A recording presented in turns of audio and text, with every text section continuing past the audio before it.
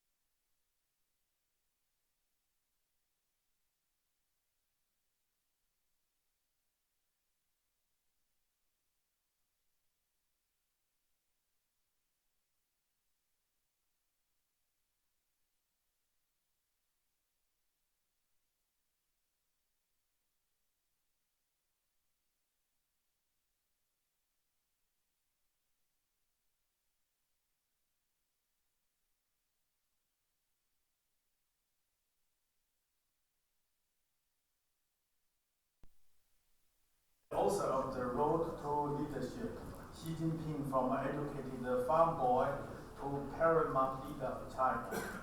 Ladies and gentlemen, comrades and friends, snow mountain of the Karakoram to Urumqi. Between 1970s at Urumqi airport, he was overwhelmed by the war crew waited for the plane to load. The Chinese only happy to see the Chinese workers eating outside with all Chairman Mao style uniforms in green, blue, and green color. When the Western world becoming the new norm, friend of China and the disappearance of Chinese cultural identity like Chinese clothing, the United States as a world power. Will Chinese people and the world people benefit? Will the Chinese spiritual civilization be fasting? Fasting is not only unique under the identity of Muslims. The Chinese first emperor Huangdi 5,000 years ago, fasting as the best way from longevity. With the coming of modernism, the knowledgeable season participates in heaven and earth. Our tradition of chairmanship. History tells us that only through exchange and mutual learning can the civilization be full of vitality. As long as we uphold the spirit of inclusiveness, there will be no clash of civilization, and harmony among civilizations can be achieved. Islam originated in ancient Arabia, but after being introduced into China through Central Asia, Islamic and Chinese Confucian culture finally formed an alliance of civilization, which is called Han Kitab. A Confucianized Islam and Chinese Muslim, Hui Hui. which has left a profound impact on Chinese religious belief. Pakistan, and we look forward to your new book. Now it's over to you, Ambassador Jing, for your insights. The Honorable President, Mr. Masood Khan, Honorable Chairman, Senate Foreign Affairs, Professor Xiguang, and Group Captain, Mr. Hali, that to be present in joining the book launching of this Road to Leadership by the Group Captain, Mr. Hali. Congratulations and gratitude to you for your efforts and the devotion for the study of China and President Xi's leadership. I had the chance to go through these books very briefly. I was very much amazed and excited that you know more than I do on President Xi's. Totally 21 chapters of the book covered almost the whole life of the President Xi. And I think this is a good briefing and a good recommendation for the more understandings of China's leadership, of China's system, and both China's domestic and foreign policies.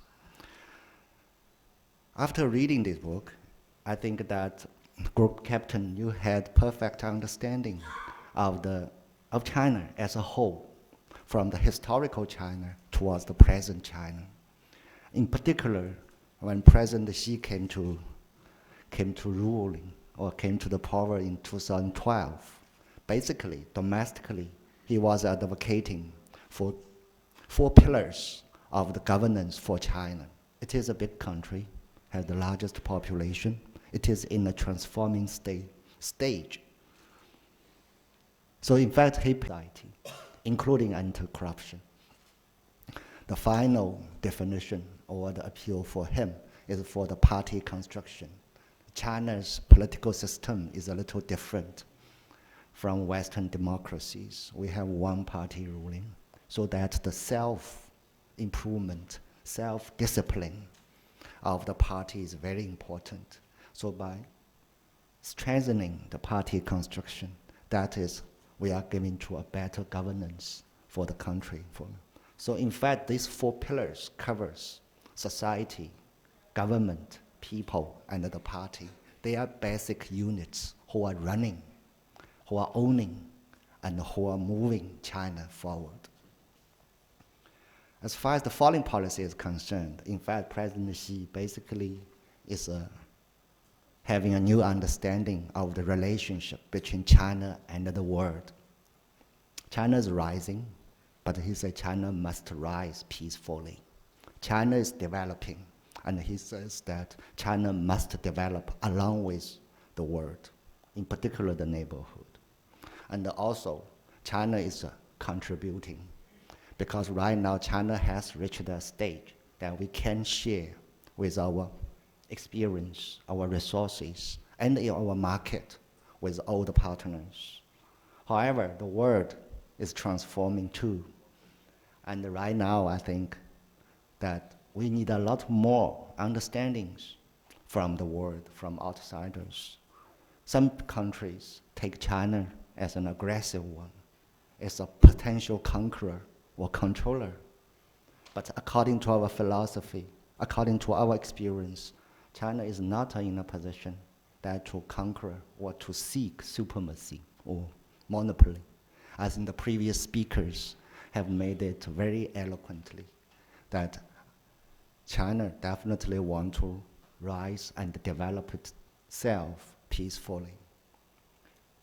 Right now, that we are having some challenges in the global world. Some countries are trying to contain or the development of China. But we are lucky. Many countries, developing countries like China, like Pakistan, they extend a very valuable understanding and to the China's policy, to the status of China. CPEC is a part of China's foreign policy or development policy, international policy. If you look at the CPEC, we share our resources, our experience, our capital, our technology, with Pakistan, and we want to see a common development, enhancement of Pakistan's economy.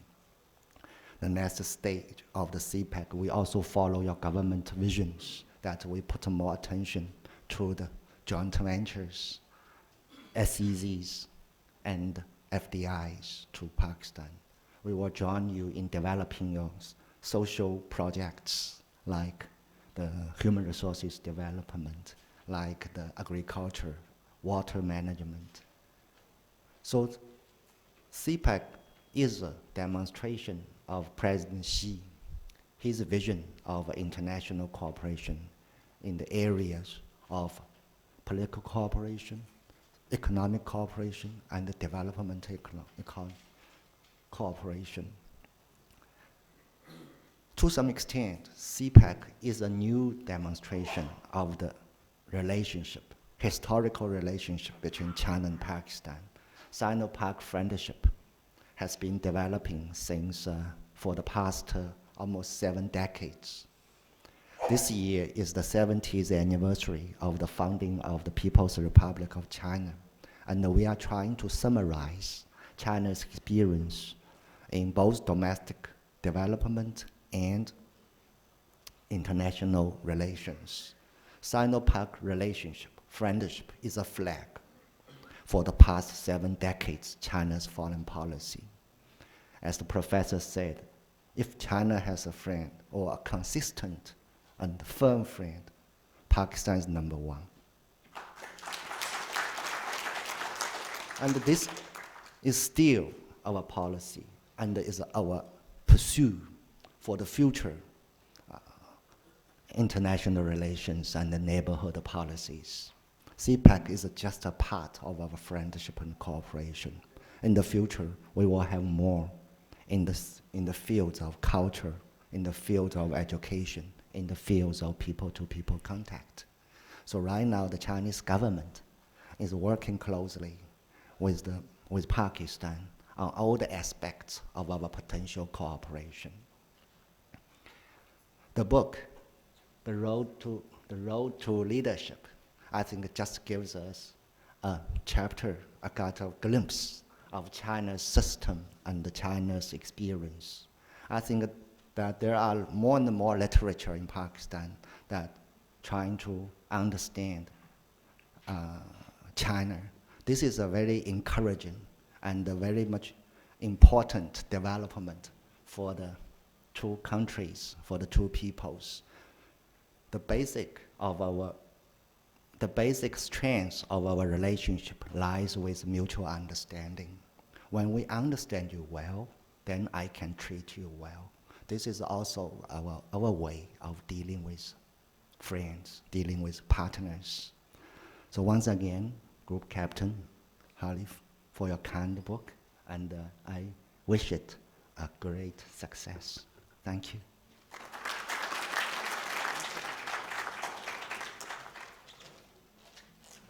So, whether it's the G20 or the UN Security Council or the Nuclear Suppliers Group as well, in other areas. Thank you very much. And now it's His Excellency the President of Azad Kashmir, Ambassador Masood Khan sir.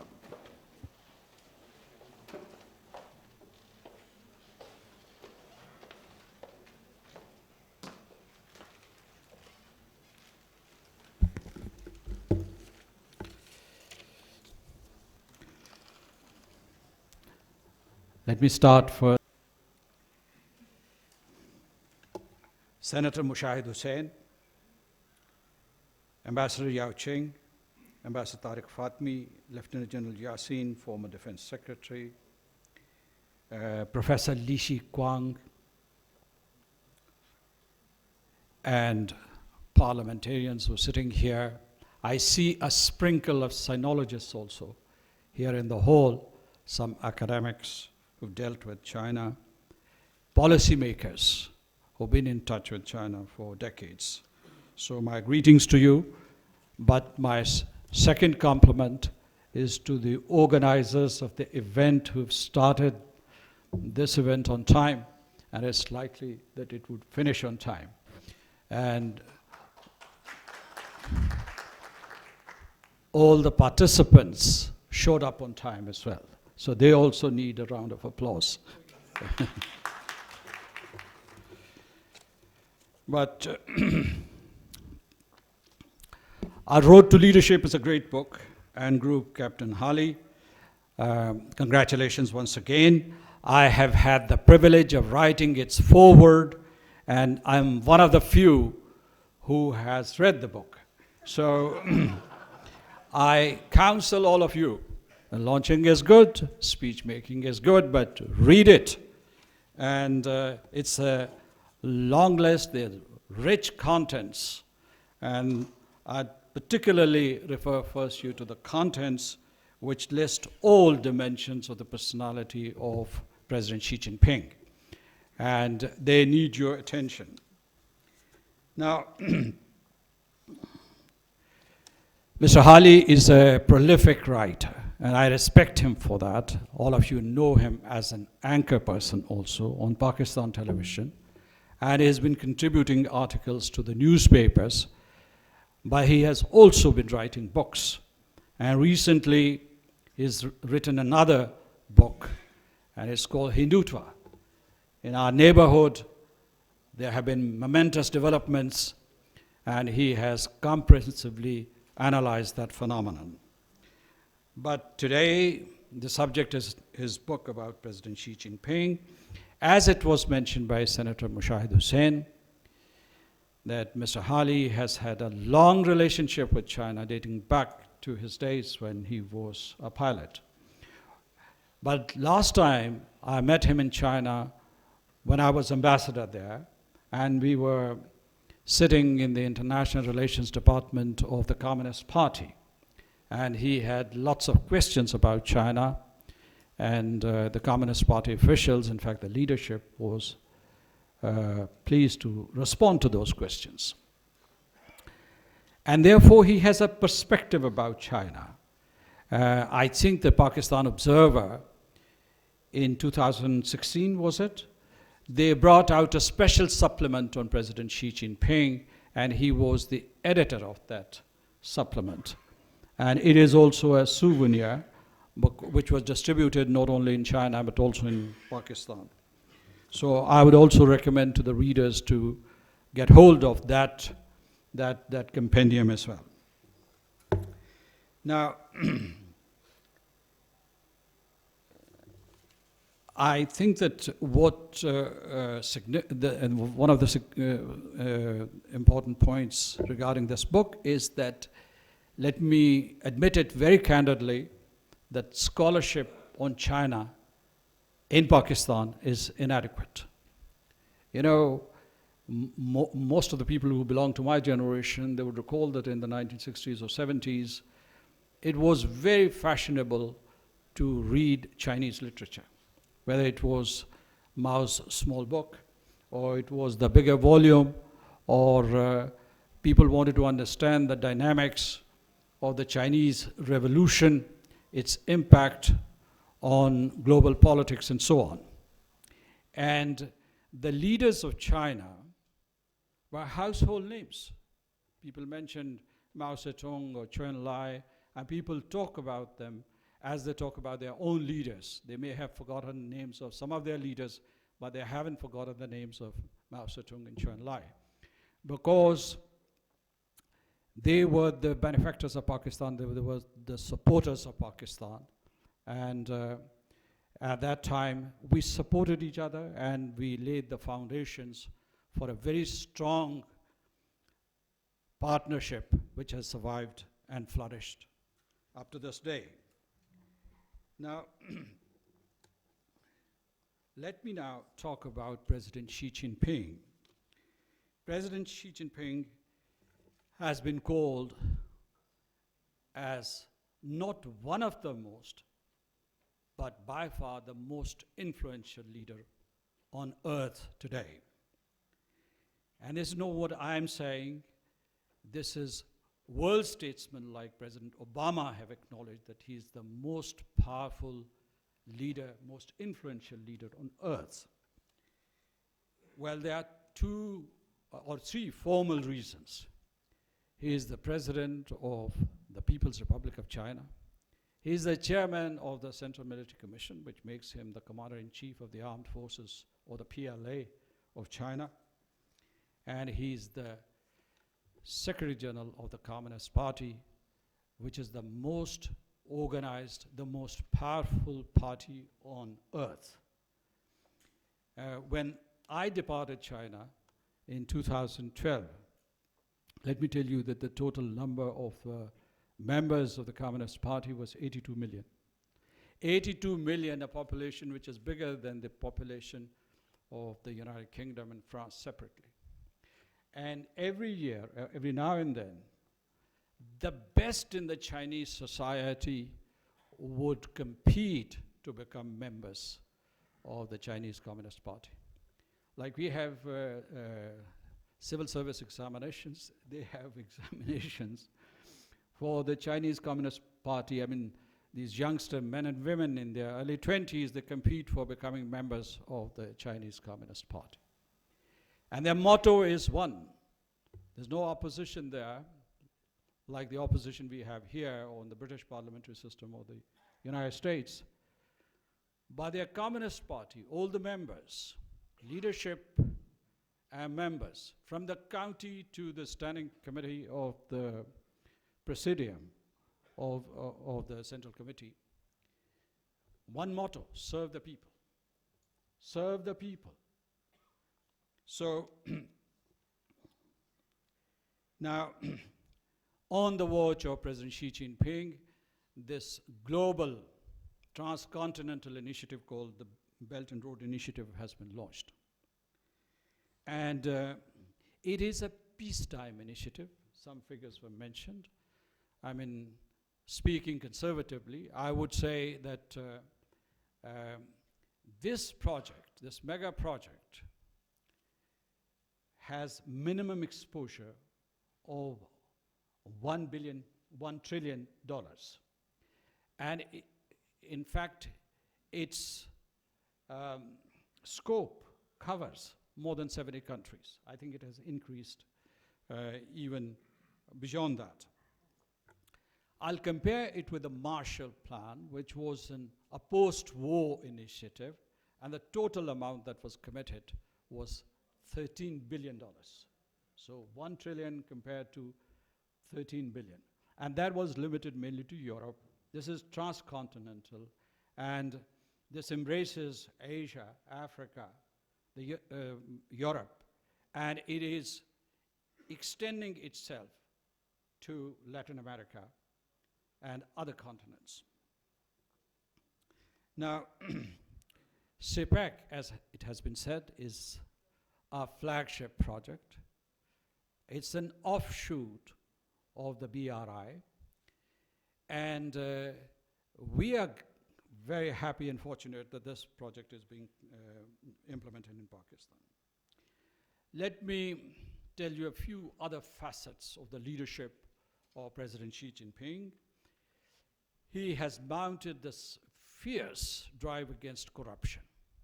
You know, if the Standing Committee of the Politburo is meeting, on its agenda, one of the items, if there are 3 agenda items, one of the items would be drive against corruption. And it has been done systematically and consistently for the past several years. One phrase that I liked, which was ascribed to President Xi Jinping himself and to the party leadership, was strike tigers and flies at the same time. When you're going after big guns, do not forget the corruption which has spread to the level of the masses of petty functionaries. So strike tigers and flies at the same time. Second, shortly after he launched his leadership, he also said, as Ambassador Yao Jing was referring to that he said that after this rapid breakneck speed of growth, there was time for reflection, and therefore he introduced new normals. And one of the new normal was rebalanced, stable, and sustainable growth. And this is what China is pursuing.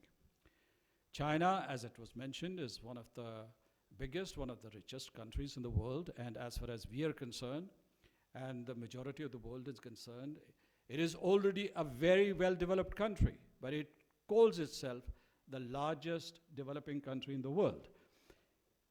And it helps the developing countries in the international forums, in the international financial institutions. China speaks up for the poor countries. And some of the concrete steps that it has taken, I'll enumerate them. One is that China helps developing countries with billions of dollars to implement the Sustainable Agenda 2030. It has written off debts of many least developed countries and landlocked countries, as well as small island developing countries. Now, China and Pakistan enjoy a very strong relationship. And as I mentioned already, that there is inadequate scholarship. And we need to work on that. There's Ambassador Hassan Javed is here. I think he's produced a couple of books on China. And I think that Ambassador Tariq Fatemi has served in China. And we owe it to Pakistan-China relations to write books on China. And there's Dr. Zamir Aban. He writes on China in newspapers. He speaks Chinese fluently. So we should have more literature on China. Today, let me also add that today we do have literature on China, but with reference to China-Pakistan economic corridor. There's very little literature on understanding the Chinese civilization, and we are grateful to Professor Xiguang that he gave us a glimpse of that civilization and the link between the Chinese civilization and the Islamic civilization. So we have a gap, a deficit in that kind of understanding between Pakistan and China. So there should be more literature in understanding the Chinese society. What is Confucianism? What is Taoism? What is Buddhism? How has Islam done in the past several centuries? And therefore, there should be more literature. So as Ambassador Jing was saying, that if we know each other better, we will be able to transact better. It can't be the other way around, that you have a transactional relationship, as Ambassador Tariq Fatemi had said, and then you will have a relationship. You must develop that kind of understanding, and in that context, publication of books and literature is very important. Let me talk about another aspect of President Xi Jinping. I think that Senator Mushahid Hussain referred to his several meetings with President Xi Jinping in the past several years. When I was ambassador there, of course, I used to sit through all the meetings when the leaders were there, and I used to observe him. And the last time I, in fact, shook hands with him was in 2015, and these 6 awards were given, and 1 award was given to me. And I also had the honor of shaking hands with President Xi Jinping. But let me recall the kind of person he is, or who is President Xi Jinping. I mean, let's talk about the formal meetings. One thing that I want to tell you is that in April 2015, when he visited Pakistan, he wrote an article in one of the newspapers, and he said that the title of the article was Pakistan, China, Zindabad, in which he said that Pakistan is a good friend who lives in my heart. This is what he said.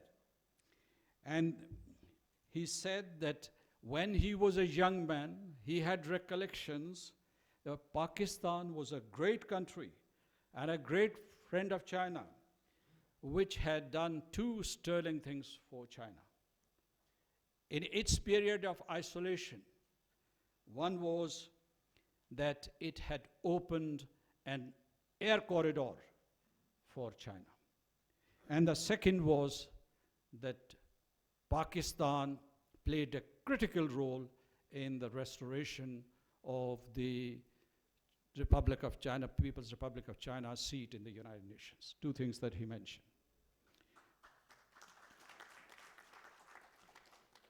What was the source of these stories? And this too in one of the conversations that took place between our leadership and President Xi Jinping, he was the vice president at that time. He said that from 1979 to 1982, he was a secretary, or mishu, as they would say in Chinese, to General Kang Piao. General Kang Piao was the ambassador to Pakistan from 1956 to 1959. And he said that he saw and visualized China through the eyes and words of General Kang Piao. Because General Kang Piao used to tell him stories about Pakistan, and he used to tell him that there is no country like Pakistan. That the people are hospitable, that the land is beautiful, that the entire population is very dynamic. And he used to tell him that this nation would one day rise and one would be the best performing nations on earth. And finally, he always used to tell him, as Mr. Li Xiguang was saying, that if you have one friend, if you have to identify one friend in the world, that would be Pakistan. So this was the source of his reminiscences or recollections about China. Let me tell you some other impressions about him. He's a patient listener. He's a very polite and attentive conversationalist. He speaks with authority, but the demeanor is very, very pleasant. He always has an enigmatic smile on his face. I have heard that he doesn't like perfumes. But all of this, in a sense, hides his steely resolve, as a matter of fact, is one of the strongest personalities you would come across in contemporary history. Now, let me assure you that I'm coming towards the conclusion of my remarks, so don't be worried, because I have started reminiscing, and reminiscences have no end. So, किसी ने एहतजाज किया जी पीछे से? राजा साहब आप? नहीं अच्छा किसी और. So, some quick points that I want to make, and in fact, while other speakers were speaking, I jotted down these points. This myth about debt trap diplomacy must be exploded. It is our collective responsibility, because it's a win-win relationship that we have between China and Pakistan. CPEC is a transformative mega project, and it is going to change the destiny of Pakistan. And as Senator Syed was saying, that it is already changing the destiny of Pakistan. And it is putting Pakistan on the path of development and progress. So we are grateful to our Chinese friends for doing that and for remaining steadfast despite so much pressure from the Western countries and from the detractors. Towards the end, I'll talk about Kashmir and CPEC. But you know, there's this Australian foreign minister who I think a year ago said that CPEC and BRI, the Belt and Road Initiative, they're nothing. They are roads to nowhere, and they're useless bridges. And the smaller nations in the Asia-Pacific region said that these countries, I don't want to name them, 4 or 5 of them they named, they make promises, but they never deliver on their promises. China makes promises and delivers, and that's the differences. And these are not roads to nowhere, and these are not useless bridges. This is a new paradigm of cooperation and connectivity. And we're glad, we are fortunate that Pakistan is part of that international experiment. There are 4 countries, United States, Australia, Japan, and India, who think that the BRI is a disruptive development. That's a disruptive development. And therefore, they would stop it or decelerate its movement. I think they lose at the end, because the BRI is about win-win partnerships. Who doesn't need infrastructure? Who doesn't need roads and bridges and ports and airports and rail links? And who doesn't need industrial parks? And who doesn't need agricultural holdings flourishing? And this is all part of the $62 billion package that we have in the form of CPEC. But let me tell you that this is just the seed money. It's the beginning of a long process.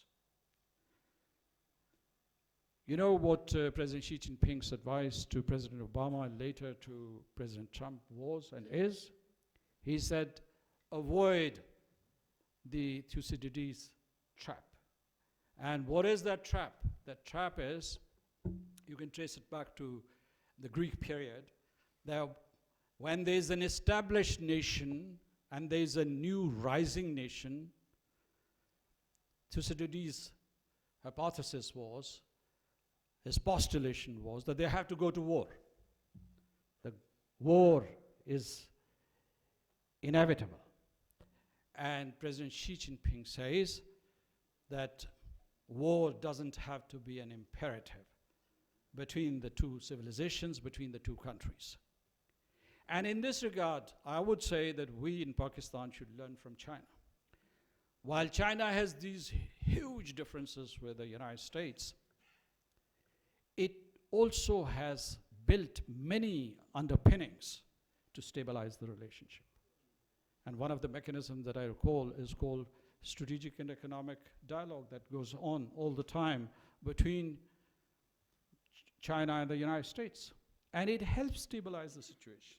What I want to say is that Pakistan is not a small country with 212 million people, with such richly endowed land, such developing and talented human capital.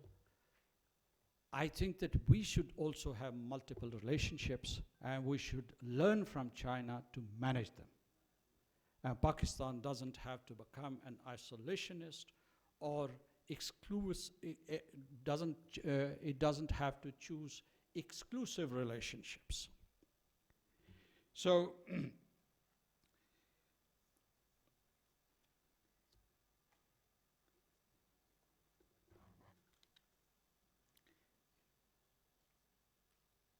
let me go to the last bit of notes that we have.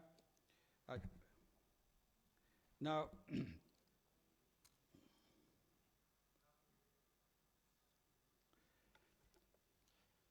last few points, as a matter of fact. One is that the interest in, somebody talked about protectionism. It was Senator Mushahid, you talked about protectionism or something. You know, the interesting thing is, and this analogy comes to my mind, during the Cold War period, during the height of the Cold War period, the Soviet Union and the communist countries used to erect walls.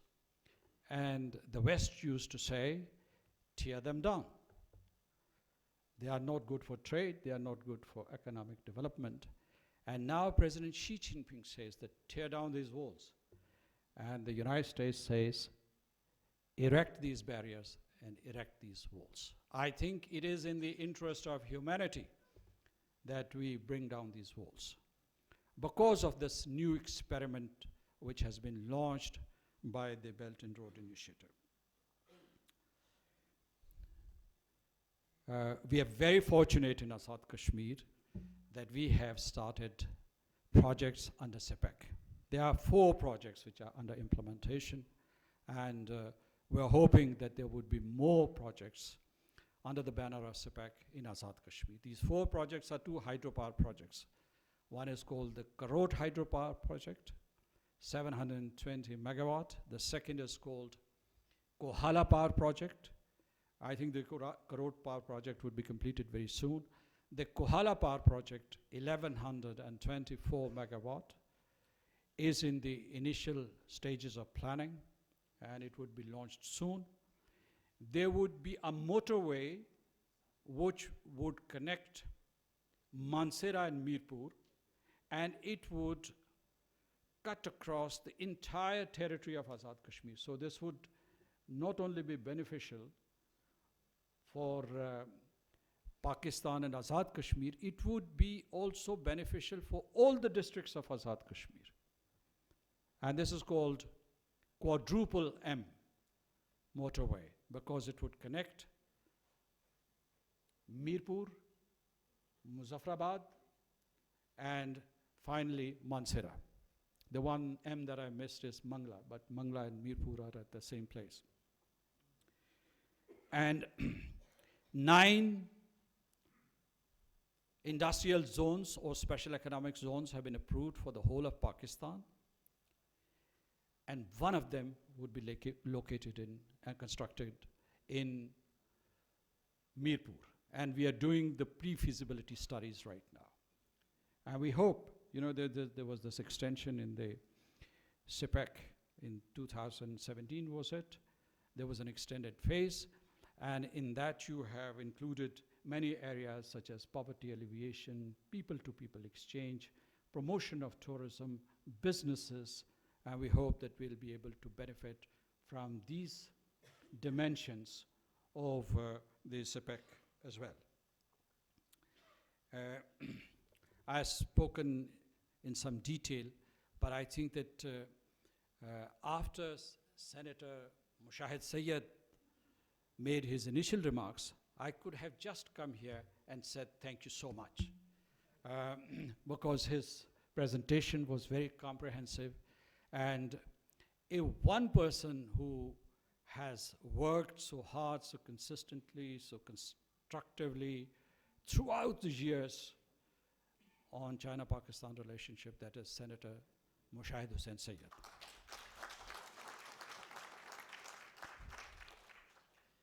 And Ambassador Yao Ching is a great, great friend of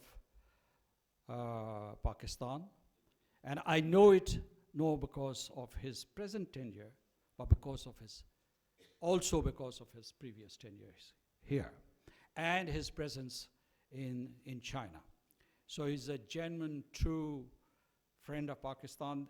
You would recall, all of my diplomatic friends here would recall that there was a time when the ambassador of the United States used to be very visible in Pakistan, and some of them sarcastically used to call him the viceroy, and that used to be the epithet. Now, Yao Ching is visible everywhere, from Gwadar to Karachi to Lahore to Islamabad. And he's the most familiar figure in the public domain, but also in the power corridors. Last but not least, Professor Li Xiguang. He referred to me as his friend, and in this age we do not say old friend, we say we are friends, right? Because the first epithet is already taken for granted. But let me tell everybody that Li Xiguang, as the chairman of the communications department of the Tsinghua University and as the chairperson of Pakistan-China Institute there, has worked tremendously in the realm of communication and also in the realm of archaeological relationship between the two countries, and the third is civilizational context between the two civilizations and promotion of understanding between the two civilizations. I think if I recall correctly, Professor Li Xiguang, if I recall correctly, this Iron Brothers, this phrase which is very common now, you were the first person, either you coined it, and if you did not coin it, netizens coined it, you were the first person to launch it through a website, through a microblog. Am I right? You don't want to take the credit, all right? All right. Thank you so much, ladies and gentlemen. It has been a pleasure to talk to you.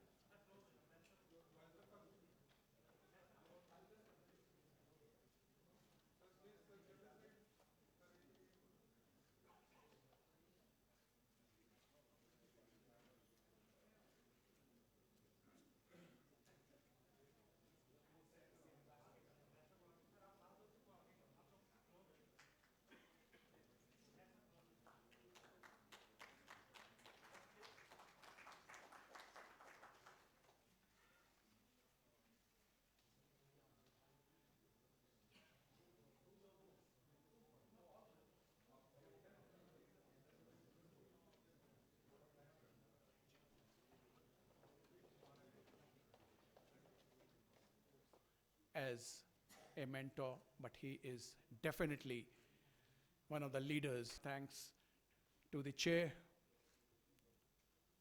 the president of Azad Jammu Kashmir, who, as he mentioned, took time out to pen the foreword of my book. I was the only Pakistani analyst or journalist who was invited to the 18th National Congress, where President Xi Jinping was nominated as the president. And after that, I started reading about him, and I was so fascinated, and the journey he undertook from an educated farm boy. And despite the fact that his father was the vice premier, but was later purged, Xi Jinping spent his first 7 years in a farm, tending manure, sleeping on a kang, and of course, working with the peasants. And he has continued that. I'll not say much more, except that what the president just said, and I want to mention that the article which Xi Jinping wrote on his first visit to Pakistan, he quoted a couplet, and I quote it here. दिल के आईने में है तस्वीरे यार, जरा गर्दन झुकाई तो देख ली.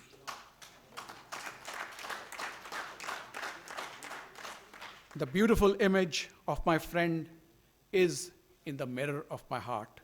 Just bow a little and perceive it. Thank you so much. With the permission of the chair, I would like to conclude this session. And I would request all of you to join us for a cup of tea upstairs on the first floor. Thank you.